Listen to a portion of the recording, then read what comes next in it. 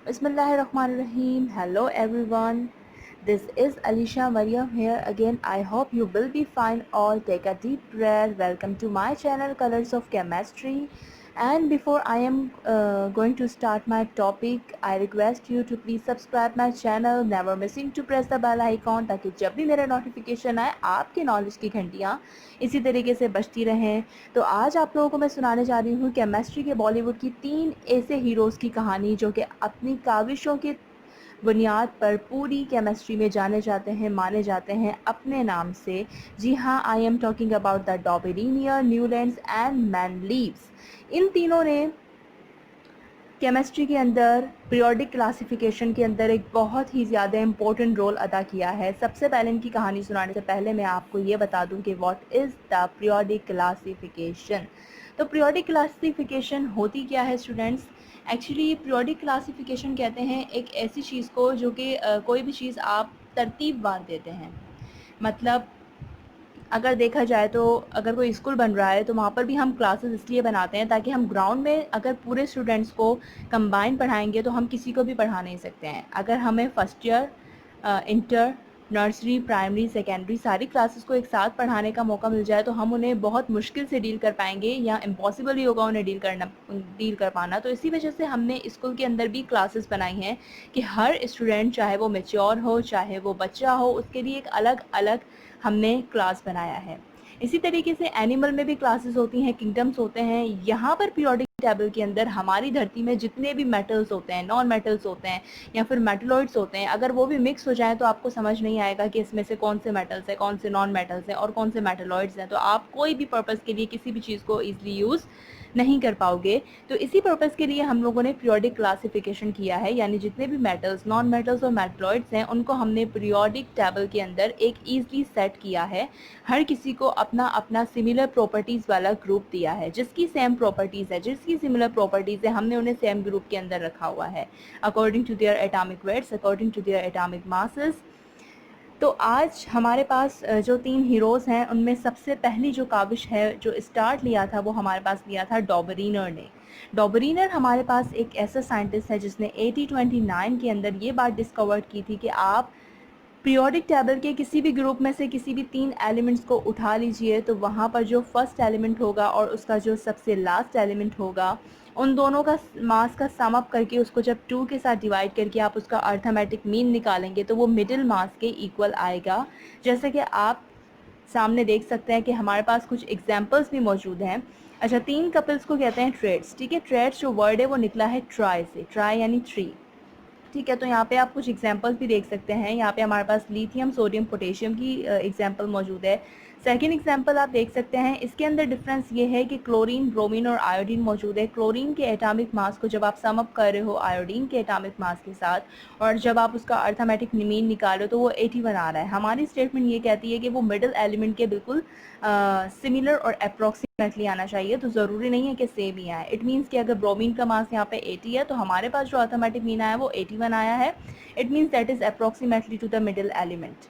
इसी तरीके से आपके पास थर्ड एग्जांपल भी मौजूद है, कैल्शियम, स्ट्रोंशियम और बैरियम की है। तो जब कैल्शियम और बैरियम का मास आप सम अप करके 2 के साथ डिवाइड कर रहे हो तो स्ट्रोंशियम का मास 87 है तो यहाँ पर 88 आ रहा है, यानी अप्रॉक्सीमेटली वो मिडिल एलिमेंट के इक्वल ही आ रहा है अर्थमेटिक मीन जो आप यहाँ पे निकाल रहे हो। तो ये कहलाता है डॉबरीनियर ट्रेड्स। लेकिन कुछ रीजंस की वजह से ये जो इनका ट्रेड था ये भी फेल हो गया। सेकंड नंबर पे हमारे पास आते हैं न्यूलैंड्स आते हैं और न्यूलैंड्स ने एक लॉ दिया था जिसका नाम था लॉ ऑफ ऑक्टेव।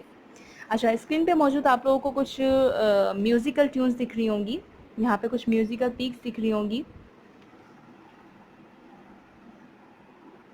वो इसलिए आपको यहाँ पर जो म्यूज़िकल पीक्स दिख रही हैं वो इसलिए हैं क्योंकि न्यूलैंड जो है म्यूज़िक लवर थे, यानी इनको संगीत से बहुत ज़्यादा लगाव था, संगीत से बहुत ज़्यादा मोहब्बत थी। तो इन्होंने क्या किया कि जो केमिस्ट्री का ये जो लॉ बनाया है, लॉ ऑफ ऑक्टेव्स, वो भी इस धुन के बेसिक पे ही बनाया है। वो कैसे, मैं आपको बताती हूँ। जैसे कि आपको यहाँ पर मौजूद एक एग्जाम्पल दिख रही होगी कि lithium, beryllium, boron, carbon, nitrogen, oxygen, fluorine, sodium. Sodium 8 number पे आ रहा है अगर आप लिथियम से स्टार्ट कर रहे हो। मतलब फर्स्ट से लेके 8 तक जो एलिमेंट होंगे उनकी जो प्रॉपर्टी होगी, 8वें एलिमेंट की जो प्रॉपर्टी होगी वो पहले एलिमेंट से सिमिलर होगी। यहाँ पे आप देख सकते हैं कि लिथियम के बाद जो सोडियम आ रहा है 8वें नंबर पर आ रहा है, तो लिथियम और सोडियम आपस में क्या है, दोनों मेटल्स हैं, इन दोनों की जो प्रॉपर्टीज़ हैं वो सिमिलर हैं।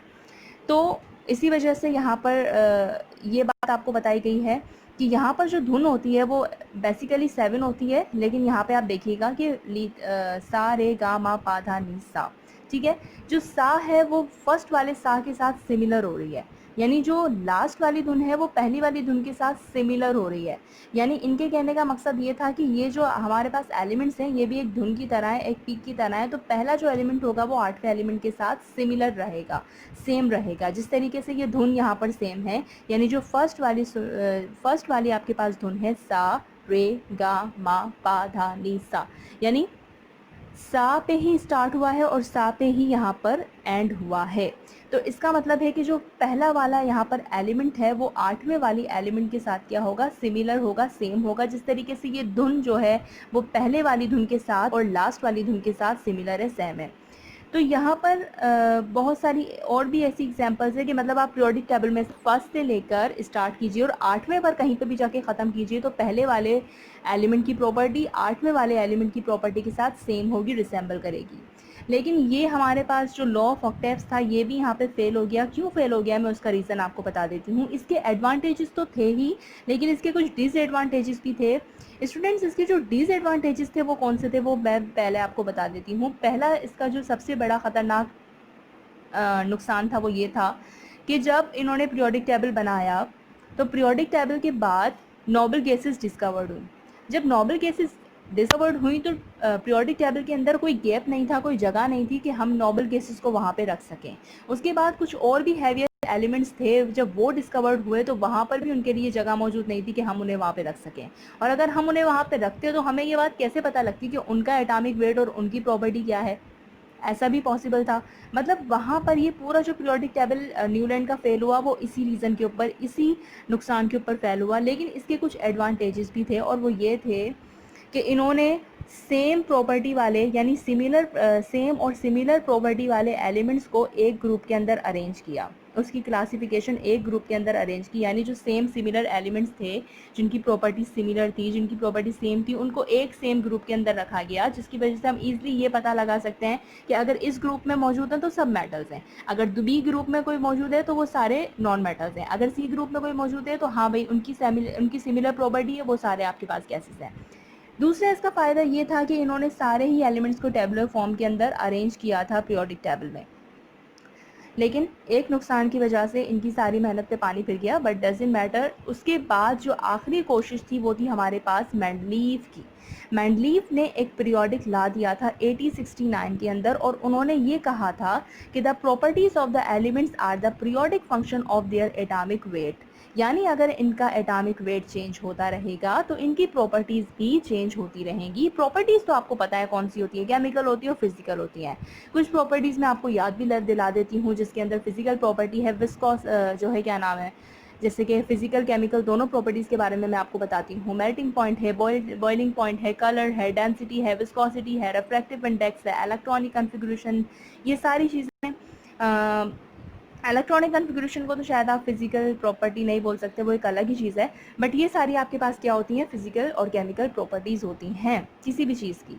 ठीक, जो अगर आपको ऊपर से नज़र आ रही है वो फिजिकल है, जो अंदर केमिकली रिएक्ट कर रही है वो आपके पास केमिकल प्रॉपर्टी कहलाती है। ठीक है, तो अब आप खुद ही अंदाज़ा लगा लीजिए कि इसमें से केमिकल्स कौन सी थी, फिजिकल्स कौन सी थी। मेंडलीव लॉ याद रखिएगा कि ये बहुत इंपॉर्टेंट पॉइंट है कि Mendeleev law is an extension of the Newlands law of Octave. यानी जो मेंडलीव ने लॉ दिया था ये एक एक्सटेंशन थी न्यूलैंड्स लॉ ऑफ ऑक्टेव की। यानी अब ये जो मेंडलीव है, यानी ये जो आखिरी हमारे पास हीरो है, इसने क्या किया, उन दोनों हीरोज़ को ऑब्जर्व किया कि इन्होंने क्या क्या गलतियाँ की हैं। अब इसने क्या किया कि वो गलतियाँ अपने पीरियोडिक टेबल के अंदर इम्प्रूव करने की कोशिश की और इसने इस पीरियोडिक टेबल के अंदर नोबेल प्राइज़ भी हासिल किया है। ऐसा नहीं है कि पीरियोडिक टेबल अगर काम में नहीं आया या आगे चल नहीं पाया, लेकिन इसको नोबेल प्राइज़ मिला है इसकी इन काविशों की वजह से, इसकी स्ट्रॉन्ग इंट्यूशन की वजह से। इंट्यूशन यहाँ पे कैसे काम किया इसका मैं आपको बताती हूँ। देखें, सबसे पहला फ़ायदा तो ये था मेंडलीव का कि इसने दो यहाँ पर चीज़ें हमें और बताई। पहला, यहाँ पे हॉरिजॉन्टल लाइंस के अंदर जो इसने यहाँ पर बनाया वो मतलब पीरियड के बारे में इसने हमें बताया कि यहाँ पर increasing order of their increasing atomic weight, यानी एलिमेंट्स को इसने अरेंज किया order of their increasing atomic weight के साथ, और दो चीज़ों में इसको डिवाइड किया, ठीक है। 7 हॉरिजॉन्टल लाइंस में किया और 8 वर्टिकल कॉलम्स में किया। जो हॉरिजॉन्टल लाइंस थी बताया कि वो पीरियड्स हैं, जो वर्टिकल कॉलम्स थे बताया कि वो ग्रुप्स हैं, ठीक है। सेकंड इसने क्या किया कि जो एलिमेंट अभी डिस्कवर्ड भी नहीं हुए थे, जो एलिमेंट अभी डिस्कवर्ड नहीं हुए थे, इसने क्या किया कि उन एलिमेंट्स को, उनकी प्रॉपर्टीज़ को डिस्कवर करके सामने रख दिया। मतलब वो चीज़ जिसके बारे में इसने अभी तक देखा भी नहीं है, जाना भी नहीं है, एक शख्स जिसको आपने देखा भी नहीं है, जाना भी नहीं है, आप कैसे बता सकते हो कि उसका रंग गोरा है? आप कैसे बता सकते हो कि जो है वो इस तरह बात करता है, वो इस तरह देख सकता है? आप उसके इंप्रेशन के बारे में कैसे बता सकते हो? लेकिन इसने किया, जो एलिमेंट डिस्कवर नहीं हुए थे उसके एटॉमिक वेट के बारे में भी इसने एग्जैक्टली बताया, उसकी प्रॉपर्टी के बारे में भी इसने एग्जैक्टली बताया कि मेटल होगी, नॉन मेटल होगी, या फिर मेटलॉइड होगी, या फिर उसका रिफ्रैक्टिव इंडेक्स क्या होगा, उसकी विस्कोसिटी क्या होगी, इलेक्ट्रॉनिक कन्फिग्रेशन, एक्सेट्रा एक्सेट्रा, इसने सब कुछ बताया। सेकेंड इसने क्या किया कि इसकी प्रिडिक्शन के अकॉर्डिंग में जो एलिमेंट्स, कुछ एलिमेंट्स के बाद डिस्कवर्ड होने वाले थे, जैसे कि बोरॉन के बाद होने वाले थे तो ई का बोरॉन, एल्युमिनियम के बाद होने वाले थे तो ई का एल्युमिनियम, सिलिकॉन के बाद होने वाले थे तो ई का सिलिकॉन, और जब वो इसकी लाइफ में डिस्कवर्ड हो गए तो उनका नाम रख दिया गया, जैसे कि स्कैंडियम, गैलियम एंड जर्मेनियम। तो ये सबसे बड़ा इसका हमारे पास क्या था, प्रॉफिट था। एक बहुत ही स्ट्रॉन्ग इंट्यूशन वाला इसने किया, जिससे सब इम्प्रेस हुए, सबको अच्छा लगा, लेकिन इसने कुछ गलतियां कर दी जिसकी वजह से ये जो मॉडल था ये भी फेल हो गया। पहली गलती इसने क्या की कि डिसिमिलर एलिमेंट्स को एक साथ रखा गया, यानी डिसिमिलर एलिमेंट्स कौन कौन से, जो एक जैसे नहीं थे, जिनकी प्रॉपर्टी एक जैसी नहीं थी, उनको इसने एक साथ रख दिया, जिसमें copper, silver, gold, sodium, potassium, lithium, इसको इसने साथ रखा, ठीक है। दोनों में ही बिग डिफरेंस है। सोडियम, पोटेशियम, लिथियम ये थोड़े से सॉफ्ट मेटल हैं, ठीक है। बाकी कॉपर है, सिल्वर है और गोल्ड है, इनको तो आप देख सकते हैं कि आप इजीली इनको मेल्ट नहीं कर सकते हो, ये बहुत थोड़े हार्ड हैं, ठीक है। सेकंड इसने क्या गलती की कि सिमिलर एलिमेंट जो हैं उनको सेपरेट कर दिया, यानी कहानी उल्टी चला दी। जो एक जैसे थे उनको साथ रखना था वो अलग हो गए, और जो एक जैसे नहीं थे उनको, मतलब जो है जो एक जैसे नहीं थे उनको साथ रख दिया। अब जहाँ पे जो सिमिलर एलिमेंट थे उनको क्या किया, साथ रख दिया, जैसे कि हमारे पास यहाँ पे गोल्ड है और प्लेटिनियम है, दोनों को साथ साथ रख दिया। सॉरी, हमारे पास जो गोल्ड है और प्लेटिनियम है, इन दोनों को साथ रखना था, लेकिन इसने क्या किया, इन दोनों को अलग कर दिया। इवन कि इन दोनों के जो एटॉमिक मास है वो एक के बाद एक आता है, 78, 79 इस तरीके से। बट इसने क्या किया कि इन दोनों को उठा करके अलग अलग कर दिया, यानी जो साथ थे उनको अलग अलग कर दिया। तीसरी इसने गलती क्या की कि आइसोटॉप्स ऑफ डिफरेंट, यानी जो यहाँ पे आइसोटॉप्स थे उनको डिफरेंट पोजीशन देनी चाहिए थी। इसने क्या किया, साथ रखा लेकिन डिफरेंट पोजीशन देनी चाहिए थी। जैसे कि आपको पता है आइसोटॉप्स कौन कौन से होते हैं, हाइड्रोजन होता है, हाइड्रोजन के आइसोटॉप्स कितने हैं, 3 है, प्रोटियम है, ड्यूट्रियम है, ट्राइटियम है, तो उनको डिफरेंट पोजीशन देनी चाहिए थी, वो इसने नहीं की। तो इसी वजह से कुछ ऐसी गलतियां हो गई इससे कि इसको आखिरकार ये अपना मॉडल भी फेल करना पड़ा। तो अभी भी पीरियोडिक क्लासिफिकेशन की जो कहानी है वो कंप्लीट नहीं हुई है, वो आगे जाके मज़ीद कंप्लीट होगी। तो मेरा नेक्स्ट वीडियो देखने के लिए ज़रूर लाइक, सब्सक्राइब और शेयर कीजिएगा। तब तक